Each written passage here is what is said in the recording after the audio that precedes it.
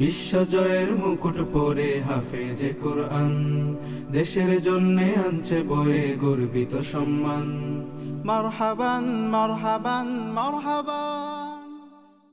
আসসালামু আলাইকুম ওরহমতুল্লাহি ওবরাকাতু।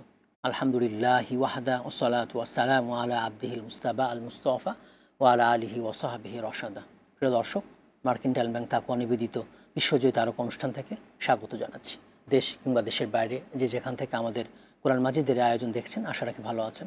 আমরা দোয়া করি আল্লাহ তাআলা আপনাদের সবাইকে সব জায়গায় সবসময় ভালো রাখুন।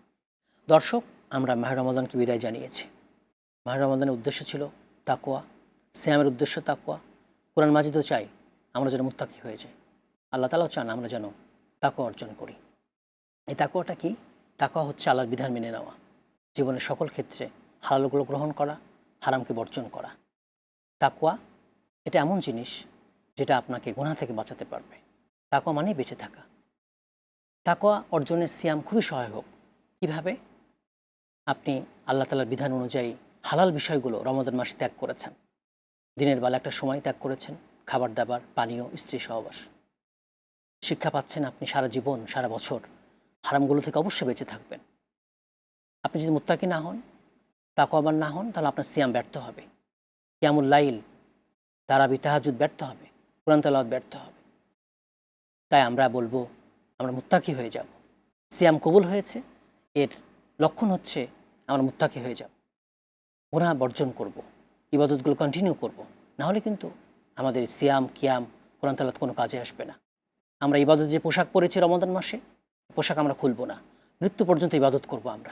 আমরা যে তাকওয়ার পোশাক পরেছি এটা খুলব না, সারা জীবন সারা বছর কাজে লাগাবো। আমাদের ইবাদত করতে হবে ইয়াতিয়াকাল ইয়াকিন, মৃত্যু পর্যন্ত। তাই আমরা মৃত্যু পর্যন্ত তাকওয়ার পোশাক পরে থাকব। দর্শক, আমাদের অনুষ্ঠানে আমরা বিশ্বজয় হাফেজদের আহ্বান করে থাকি, আজও তার ব্যতিক্রম নয়। আজ আমাদের মাঝে রয়েছেন বিশ্বজয় হাফেজ ওয়ালিউল্লাহ। আসসালামু আলাইকুম রহমতুল্লাহ বরকাত। ওয়ালাইকুম আসসালাম ওরহমতুল্লাহি ওয়া বারাকাতুহু। কেমন আছো সব মিলে? আলহামদুলিল্লাহ, সাজি ভালো আছে। আপনি কেমন আছেন? আলহামদুলিল্লাহ, আমিও ভালো আছি। তোমাকে আমাদের অনুষ্ঠানে স্বাগত জানাচ্ছি। বিশ্বজয়ের মুকুট পরে হাফেজে কোরআন, দেশের জন্য। তোমার সাথে পুরো অনুষ্ঠান জুড়ে কথা বলবো, এক নজরে তোমার সম্পর্কে কিছু তথ্য জেনে আসবো। দর্শক, আজ আমাদের মাঝে রয়েছেন বিশ্বজয় হাফেজ ওয়ালিউল্লাহ। চলুন আমরা এক নজরে দেখে আসি তার সম্পর্কে সংক্ষেপে কিছু তথ্য। বিশ্বজয়ের মুকুট পরে হাফেজে কোরআন, দেশের জন্যে আনছে বয়ে গর্বিত সম্মান। মারহাবান মারহাবান মারহাবান। দেখে নিলাম তোমার সম্পর্কে কিছু তথ্য এক নজরে। শুরুতে তোমার কাছে জানতে চাইবো, তোমার এই যে পড়াশোনা, হিফজ, হাতে খড়ি, কোথায় হয়েছিল, কার মাধ্যমে হয়েছিল? আমার পড়াশোনাটা শুরু হয়েছিল আমি যখন ছোট, আমার বাবার কাছে আমি কায়দা পড়েছি এবং সিপারা শেষ করেছি এবং নাজেরাও কিছু পড়েছি। এরপরে আমার বাবা একজন হাফেজ, আমার চাচার কাছে আমাকে দিয়ে দেয়। এরপরে চাচার কাছ থেকে আমি নাজারা শেষ করি এবং এটা গ্রামে ছিল। আমার দেশে বাড়ি হচ্ছে ময়মনসিংহ। জি, ফুলপুর থানা। তো গ্রামে আমি হিফজ শুরু করি আমার চাচার কাছেই। তোমার বাবা হাফেজ বলছিলা, তোমার কয় ভাই বোন? আমরা হচ্ছে 4 ভাই 2 বোন। তোমার আম্মু কি করেন? গৃহিণী? আমার আম্মু গৃহিণী, গত 1 বছর আগে মারা গেছেন। ইন্না লিল্লাহি ওয়া ইন্না ইলাইহি রাজিউন। আল্লাহ তাআলা তোমার আম্মাকে ক্ষমা করে দিন, জান্নাতুল ফেরদাউস দান করুন, এ দোয়া করবো আমরা। ওখানে শেষ করে কোথায় পড়াশোনা করেছো আর হিফজ? এরপরে আমি হিফজ শুরু করে আমার বোন জামাই দুলাভাই, বড় বোনের জামাই, সে হাফেজ মাওলানা মুফতি। তো আমাকে ভালো পড়াশোনার জন্য আমাকে গ্রাম থেকে ঢাকা নিয়ে আসবে, ভালো প্রতিষ্ঠান ছিল। আচ্ছা আচ্ছা। তো আমাকে দেওয়া হয়েছিল হাফেজ মাওলানা আব্দুর রাজ্জাক সাহেব দামাত বরকাতুহুম। উনি একজন উল্লেখযোগ্য হাফেজ এবং হাফেজ গড়ার কারিগর। তোমার মাদ্রাসা কোথায়? ওনার মাদ্রাসা হচ্ছে ঢাকার মোহাম্মদপুরে। আচ্ছা আচ্ছা। তো আমাকে ওইখানে আইনা ভর্তি করেন। তোমার হিফজ হতে কতদিন সময় লেগেছিল? আমি হিফজ কমপ্লিট করেছি 14 মাস 3 দিন। তারপরে মোহাম্মদপুর এসে শুনানি? যে ওইখানেই শুনেছি। আর প্রতিযোগিতার প্রস্তুতি কোথায়? প্রতিযোগিতা আমি যখন ঢাকাতে আসি তখন আমি 5 পারা নিয়ে আসি, ঢাকাতে আসি। আচ্ছা আচ্ছা।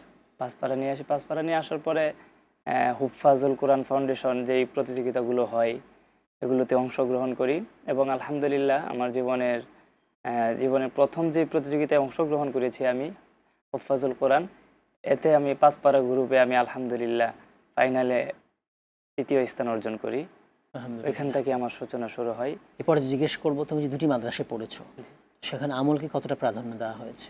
আলহামদুলিল্লাহ, আমলটাকেই আমি যেখানে হেফজ পড়েছি, আমার হুজুর উনি হাটহাজারী মাদ্রাসার ফারেক, আলহামদুলিল্লাহ। উনি আমাদেরকে সবসময় আমলের প্রতি উদ্বুদ্ধ করতেন এবং মাগরিবের আগে আমাদেরকে নিয়ে মোনাজাতে বসাইতেন, উনি সাথে থাকতেন। এবং বিশেষ করে ছোটোবেলা থেকে যে আমলটা শিখেছি সেটা হচ্ছে যে 5 ওয়াক্ত নামাজের পরে সূরার আমলগুলো। এবং উনি শেষ প্রহরে প্রতিদিন নিয়মিত আয়সা চলে আসতেন 3টার দিকে, আয়সা সবাইকে জাগায় দিতেন তাহাজ্জুদের সালাত। তাহাজ্জুদের সালাতের জন্য, এবং আমাদেরকে নিয়ে নামাজ পড়তেন, দোয়া করতেন, কান্নাকাটি করতেন। সালাত পড়তেন। আলহামদুলিল্লাহ, যথেষ্ট পরিমাণ আমাদেরকে আমলের প্রতি উদ্বুদ্ধ করেছেন এবং শিখিয়েছেন কিভাবে আমল করব। তুমি দুটি মাদ্রাসায় পড়েছো, তো তোমার কাছে দুটি মাদ্রাসায় পড়াশোনার মধ্যে কোনো পার্থক্য পরিলক্ষিত হয়েছে? তা তো অবশ্যই স্যার, যেরকম গ্রামটা তো গ্রামেই, ওইখানে আমরা লজিং খায়া পড়েছি, মানে জাগির যেটাকে বলা হয় একজনের অন্য বাসায়। মানুষের বাসায় খেয়ে পড়া। জি, খেয়ে পড়া। এটা এখনো চালু আছে? জি কমে আলহামদুলিল্লাহ। গেছে এখন? কম, তবে আগে প্রচুর ছিল। আছে, বিলীন হয়ে যায়নি, আছে আচ্ছা, আলহামদুলিল্লাহ। তো গ্রাম শহর এটা শহরে হয় না, শুধু গ্রামে জি না? না, শহরে এটা হয় না, শুধু এটা শহরে হয় না, গ্রামেই গ্রামে। রয়েছে। জি জি। তো পড়াশোনার পার্থক্যটা এতটুকুই পার্থক্য যে গ্রাম যেহেতু পরিবেশ, সোসাইটি সবই ভিন্ন, এজন্যই আর কি। আর ঢাকা তো উন্নত হবেই স্বাভাবিক। জি, জি। গ্রামে যেরকম একটা পরিবেশ নিয়ম মেনটেন করতে চাইলেও সম্ভব হয় না, যেরকম খাবার খেতে হয় জাগির বাড়িতে গিয়ে হাইরা 10টায় ছুটি দিলে 1 ঘন্টা 1.5 ঘন্টা লেট হয়, অথচ ঢাকাতে আবার এখানে খাবার আমরা ঠিক সময় পাওয়া যায় না। হ্যাঁ, অনেক সময় খাবার হয় না। ঢাকাতে সেটা হচ্ছে 10 মিনিট 20 মিনিটে সেটা টাইমিং, কমপ্লিট হয়ে সব যাচ্ছে। টাইমিং একবারে। এত পার্থক্য থাকবেই, অনেক পার্থক্য। তুমি কি মনে করো যে একজন ভালো মানের হাফেজ হওয়ার জন্য, বিশ্বমানের হাফেজ হওয়ার জন্য ভালো শিক্ষক নির্বাচন করা, ভালো প্রতিষ্ঠান নির্বাচন করা কতটা জরুরি? ভালো হাফেজ হওয়ার জন্য বা আলেম হওয়ার জন্য আগে প্রাথমিক যে শিক্ষা সেটা তো হচ্ছে মা বাবার শিক্ষা। এরপরে তো ভালো প্রতিষ্ঠান যাচাই করতেই হবে, এটার কোনো বিকল্প নাই। বিকল্প নেই। আর প্রতিষ্ঠান বড় ছোট এটা কোনো ফ্যাক্ট না, এটা নিজের আগ্রহ ইচ্ছা থাকলে এবং এটা পড়ার মানটা বড় ফ্যাক্ট। বড় ফ্যাক্ট। আর সবচেয়ে বড় বিষয় হচ্ছে যে যিনি গুরু থাকবেন, শিক্ষক থাকবেন, উনি কিভাবে পড়ান, উনি কতটুকু যোগ্য, ওনার ভিতর কতটুকু আখলাক, এটাই অনেক বড় জিনিস। এখন বলো, দুটি মাদ্রাসায় পড়েছো, তোমার কোনো স্মরণীয় ঘটনা, সেটা লজিংয়ের বাড়িতে হোক অথবা মাদ্রাসায় হোক, এমন কি ঘটনা আছে যেটা তোমার এখন মনে পড়ে? স্মরণীয় ঘটনা, আন্দোলিত করে এমন ঘটনা? গ্রামে যখন পড়তাম তখন একটা ঘটনা, সেটা হচ্ছে যে মাগরিবের পর আমরা সবক পড়ি, সবক পড়ার পর অনেক সবক। সময় এশারের আগে লজিং বাড়িতে গিয়া খাবার আনতে হয়। তো আমি অনেক ছোট ছিলাম, আমার বয়স ছিল তখন 8-9 বছর। আচ্ছা আচ্ছা। হ্যাঁ, ওটা কি মাদ্রাসার কাছে না দূরে লজিং আমার বাড়িটা? লজিং ছিল একটু দূরে, একটু দূরে। আচ্ছা। একটু দূরে ছিল, এবং সেটা একবারে গ্রাম, নির্জন, আশপাশে বাড়িঘর নেই, ধান ক্ষেত পার হয়ে যেতে হতো। আমার লজিং বাড়িটা ছিল এরকম আচ্ছা, জায়গায়। একদিন আমি যখন বন্ধের মাঝখান দিয়ে যাচ্ছি, তখন আমার কাছে মনে কে যেন পিছন দিয়ে আমাকে ডাকতেছে। অনুসরণ করছে। জি। তো আমার সামনে হঠাৎ করে একটা সাদা ছায়ার মতো এরকম মনে হলো। তো আমি খুব ভয় পাইলাম। ভয় পাওয়ার পর আমি সামনে আবার ওনাকে দেয়া ধরতে গেলে মানুষের মতোই, কিন্তু আমি পরবর্তীতে আর ওনাকে দেখতে পাই না, এটাই অনেক ভয় পাইছিলাম। আমাদের দেশের কি ধরনের প্রতিযোগিতায় তুমি অংশ নিয়েছো, টেলিভিশন বা টেলিভিশন বাইরে?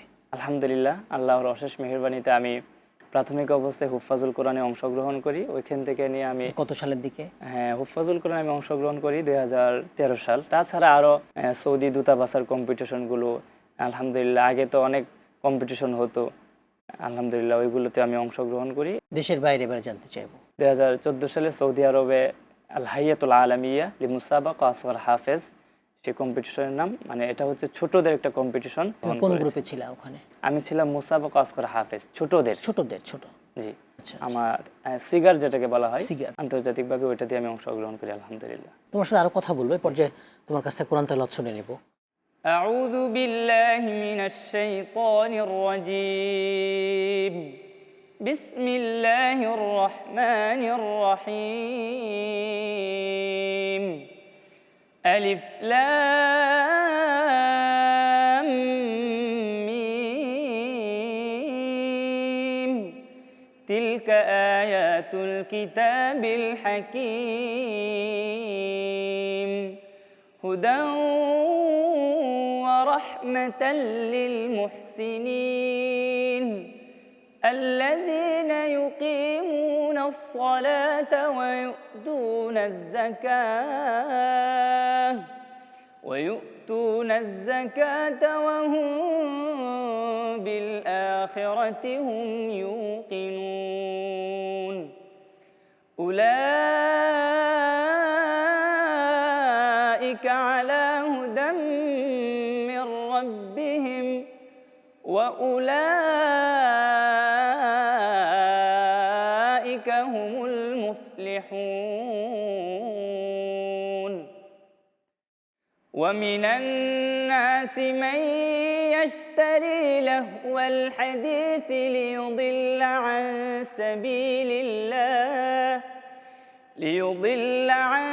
سبيل الله بغير علم ويتخذها هزوا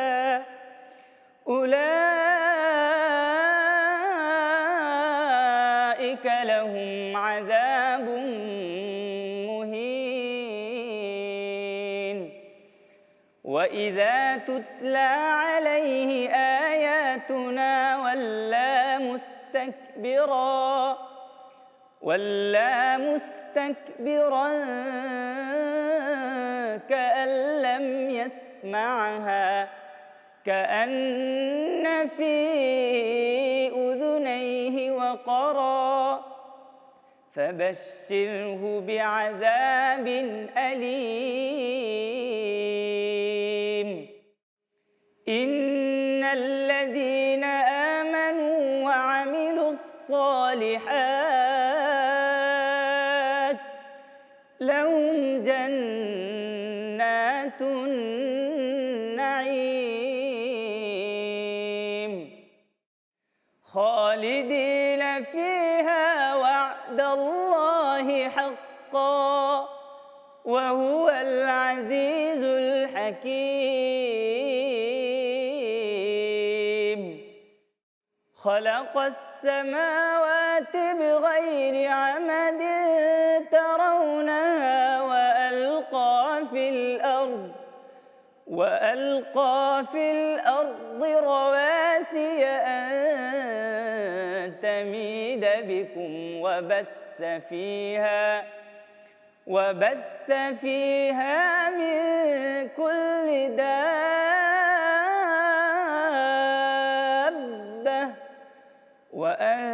وأنزلنا من السماء ماء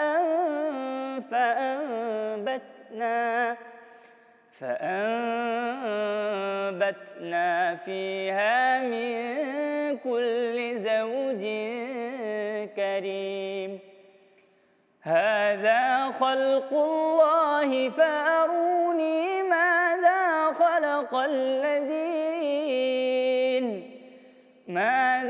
خلق الذين من دونه بل الظالمون في ضلال মুবিন। তোমার তেলাওয়াত অসাধারণ হাসান, তা আমার অনেক ভালো লেগেছে, দর্শকদের ভালো লাগবে আশা রাখছি।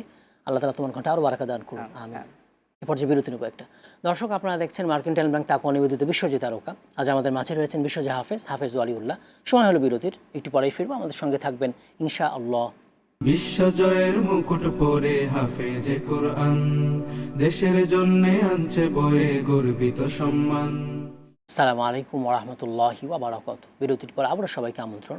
দর্শক, আপনারা দেখছেন মার্কেন্টাইল ব্যাংক তাকওয়া নিবেদিত বিশ্বজিৎ তারকা। আজ আমাদের মাঝে রয়েছেন বিশ্বজি হাফেজ ওয়ালিউল্লাহ। তুমি সৌদি আরবে কতদিন ছিলা? সৌদি আরবে আমি 1 মাস ছিলাম। 1 মাস ছিলা। ওখানে কততম হয়েছিল? 3য় স্থান অর্জন করি, আলহামদুলিল্লাহ। তুমি যখন পুরস্কার পেলা, কতজন ছিল বলছিলা হাফেজ অংশ নিয়েছিল?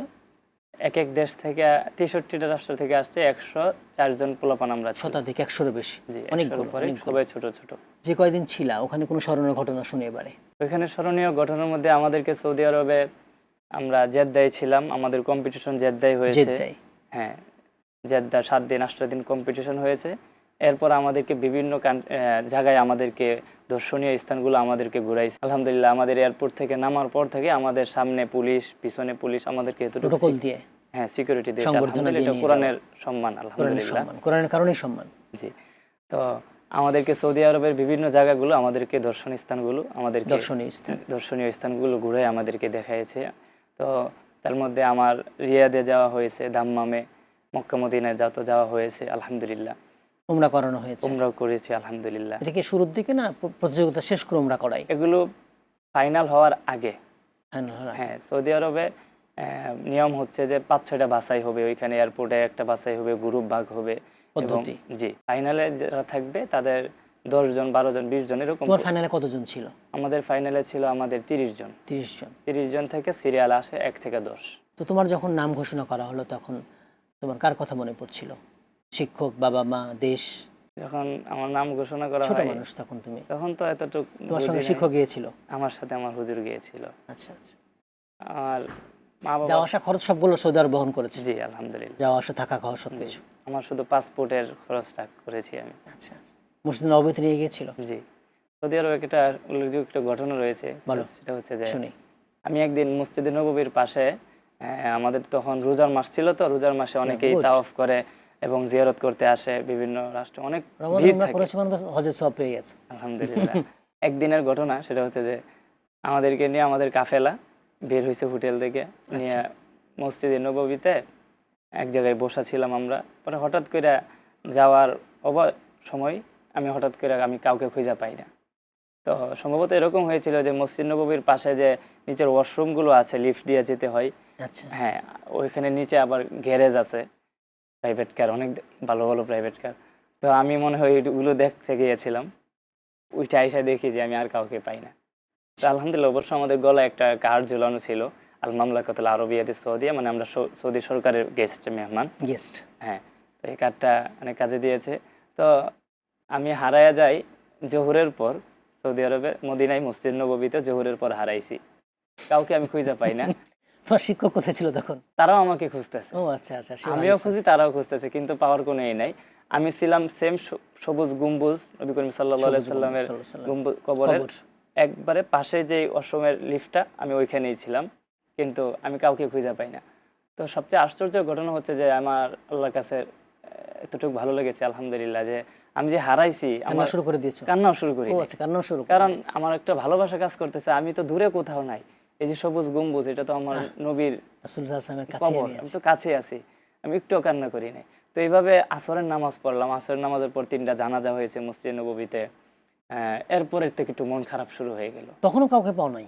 তখনও তারাও কাউকে পাইনি তোমাকে? পাই নাই, তারাও খুঁজতেছে, আমিও খুঁজছি, কাউকে পাই না। আচ্ছা। তখন একটু কান্না শুরু হয়ে গেল আমার, যে আমি কি হয়ে গেলাম, আমার পাশে কেউ নাই, আমার তারা কই গেল, হুজুর কই গেল, এরকম একটা শুরু হয়ে গেল। তো ঠিক ইফতারের আগ মুহূর্তে আমি সবুজ গম্বুজের দিকে তাকাই, আমি কান্নারত অবস্থায়, আমার ছোট তখন এতটুকু আবেগ ছিল, কান্না করতেছি এবং এটা ভাবতেছিলাম যে যে সবুজ গম্বুজের উপর হালকা বালি, আমি যদি এগুলো পরিষ্কার করতে পারতাম, জি জি, এরকম একটা মনের আবেগ আসছিল, আমি করতেছিলাম। আল্লাহর শুকর, ঠিক এই মুহূর্তে এক ভাই, বাঙালি ভাই, আমাকে দেখে আগে আরবি বলছে, আরবি বলে আমাকে তাআলাও এভাবে বলে আমাকে ডাকছে। তখন তার আরবি বুঝি না, কাইফা হালুকা এতটুকু জানতাম, তাআলাও আমাকে বলে যে ডাকছে এটাও জানি না, তাআলাও এভাবে হাবিবি এভাবে আমাকে ডাকতেছে। তখন সে মনে করছে আমি মনে হয় আরবি, তো আমি ছোট জুব্বা পরা। জি জি। ডাক দেওয়ার পর আমি গেলাম, গেরা আমাকে যখন এগুলো বলতেছে যে মাসমুক কাইফা হালুক এভাবে কথা বলতেছে, আমি তো কাইফা হালুক এতটুকু বলছি, আলহামদুলিল্লাহ এতটুকুই বলছি। এরপরে যখন এভাবে কথা বলতেছে, আমি বলি আনে কি কই, মানে আমাদের মহসিংহ ভাষায় কি বলতেছেন আমাকে, আঞ্চলিক ভাষা। পরে উনি বলতেছে যে তুমি বাঙালি? হ্যাঁ আমি বাঙালি। তো উনি মনে হয় আলহামদুলিল্লাহ, উনি বাড়ি চট্টগ্রাম, উনি আমার এখন মনে আছে, উনি বড় ধরনের কর্মকর্তা মনে হয়। তো আমার কার্ডটা সে মসজিদ নববীর, জি, আমার কার্ডটা সে দেখেছে, দেখার পর বুঝতে পেরেছে, হ্যাঁ বুঝতে পেরেছে আমি সরকারি গেস্ট। তো সে প্রশাসন ফোন দেয়, ফোন দেওয়ার পর আমার ওইখানে অ্যাড্রেস সব কিছু দেওয়া আছে। তারপরে আমাকে প্রশাসন আইসা সৌদি আরবের হোটেলে পৌঁছে দেয়, আমাকে হোটেল পৌঁছে দেয় জান্নাতুল বাকির পাশে। অথচ হোটেল কাছে, আমি যদি চিনতাম তো আমি যেতে পারতাম। আমাকে 1-2 মিনিটের রাস্তা প্রাইভেট গাড়িতে নিয়ে আমাকে দিয়ে আসছে। এটা আমার সবচেয়ে আজীবনে এই ঘটনাটা আমার স্মরণীয় হয়েছে। তুমি হয়তো বলো নাই যে পুরস্কার পাওয়ার সময় কার কথা মনে পড়ছিল, এখন মনে আছে কিনা? জি, তখন মা বাবার কথাই মনে পড়ছে। মা বাবা, আমি আমার মার খুব ভালো লাগতো তোমার মা বেঁচে থাকলে এই অনুষ্ঠান দেখতে পেত। যারা আমার অনুষ্ঠানটি দেখছেন সবার কাছে আমি দোয়া চাই। আমার এতটুকু আশা সম্পূর্ণ আমার মায়ের অবদান। আমার মা আমাকে নিয়ে অনেক কষ্ট করেছে এবং এতটুকু কষ্ট করেছে যে আমি যখন ঢাকাতে পড়াশোনা করি, আমার বাবা যেহেতু হাফেজ, একটা মধ্যবিত্ত পরিবার, মধ্যবিত্ত, হ্যাঁ, এরকমও হয়েছে আমার মা মুরগি ডিম বিক্রি করে, মুরগি বিক্রি করে টাকা জমাইছে। এগুলো আমাকে যখন ঢাকা আসতাম আমাকে আমার মা এগুলো আমার পকেটে দিয়ে দিত। পকেটে দিয়ে দিয়েছ। হ্যাঁ। আসলে এগুলো বিনিময় দুনিয়াতে হবে না, বুঝছো? এগুলো দুনিয়া আসলে হবে না। আমরা দোয়া করব, আমাদের দর্শক সহ সবাই দোয়া করবো যেন আল্লাহ তাআলা তোমার আম্মাকে জান্নাতুল ফেরদাউস দান করেন। এবারে জিজ্ঞেস করবো তোমার পড়াশোনার কি অবস্থা? আলহামদুলিল্লাহ, আমি কওমি মাদ্রাসায় তাইসির জামাত থেকে শুরু করে এবছর মেশকাত পরীক্ষা দিয়েছি আলহামদুলিল্লাহ। আগামী বছর রোজার পর ইনশাল্লাহ তাকমিল জামাত দাওরাই মাস্টার্স ইনশাল্লাহ ভর্তি হব ইনশাল্লাহ। উচ্চশিক্ষা তোমার আশা আছে কিনা? কি বিষয়ে পড়তে চাও? আমার পড়াশোনার ইচ্ছা, আমি ঢাকার তামিরুল মিল্লাতে ক্লাস 10-এ আমি ভর্তি হয়ে আছি। আগে আলিয়াও পড়তে চাও? জি, আলিয়াও পড়তেছি।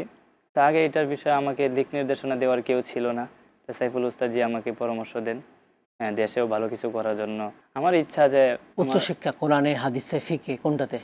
আল্লাহ যদি কবুল করে, আমার যখন আমি মদিনা ইউনিভার্সিটিতে যাই দেখি, তখন আমার একটা ইচ্ছা ছিল ওখানে পড়ার ইচ্ছা। হ্যাঁ, আরো কিছু ভার্সিটি, উম্মুল কুরা, কিনসাউদ, অনেক ইউনিভার্সিটিতে আলহামদুলিল্লাহ যাতায়াত হয়েছে। রিয়াদে, উপরে মক্কাতে, উম্মুল কুরাতে, আরো অনেক জায়গায় গিয়েছি। তো মদিনাতে নবীর পাশে যদি থাইকা কিছু হাদিসের বরকত নিতে পারি, এটাই আমার জীবনের অনেক বড় ইচ্ছা। আল্লাহ তাআলা তোমার মনের ইচ্ছা কবুল করুন, মদিনা ভার্সিটিতে পড়ার সুযোগ করে দিন এবং মসজিদ নববীর দার্সগুলো হয় সেখানে অংশগ্রহণ করার তৌফিক দান করুন। জাযাকুমুল্লাহ খাইর। তোমাকে অনেক ধন্যবাদ আমাদের মূল্যবান সময় দিয়েছো। জাযাকাল্লাহ খাইর। দর্শক, আজ আমাদের মাঝে ছিলেন বিশ্বজিৎ হাফেজ ওয়ালিউল্লাহ। আপনারা দেখলেন মার্কেন্টাইল ব্যাংক তাকওয়া নিবেদিত বিশ্বজিৎ তারকা। আমরা যে উদ্দেশ্যে অনুষ্ঠান করি সেটা হলো এই অনুষ্ঠান থেকে যেন বার্তা লাভ করতে পারে, শিক্ষা লাভ করতে পারে হাফেজরা এবং হাফেজদের অভিভাবকরা। আর এর মাধ্যমে তারা বিশ্বজিৎ হাফেজ হতে পারে, আমাদের দেশের সুনাম বাড়িয়ে দেবে, আরও তারা নিজেদের জায়গা মজবুত করবে আন্তর্জাতিক বিশ্বে। আরেকটি বিষয়, মার্কেন্টাইল ব্যাংক তাকওয়া সারা দেশব্যাপী ইসলামী ব্যাংকিং সেবা দিচ্ছে। আপনারা দেশের যে কোনো শাখা থেকে এই সেবা গ্রহণ করতে পারেন। আগামী পর্বে আরেকজন বিশ্বজিৎ হাফেজ নিয়ে উপস্থিত হব। সে পর্যন্ত আল্লাহ তাআলা আপনাদের সবাইকে ভালো রাখুন, সুস্থ রাখুন, সুন্দর রাখুন। আমিন। আসসালামু আলাইকুম ওয়া রাহমাতুল্লাহি ওয়া বারাকাতুহু। পরে হাফেজে কোরআন, দেশের জন্য আনছে বয়ে গর্বিত সম্মান। বিশ্বজয়ের মুকুট পরে হাফেজে কোরআন, দেশের জন্য আনছে বয়ে গর্বিত সম্মান। মারহাবান মারহাবান মারহাবান।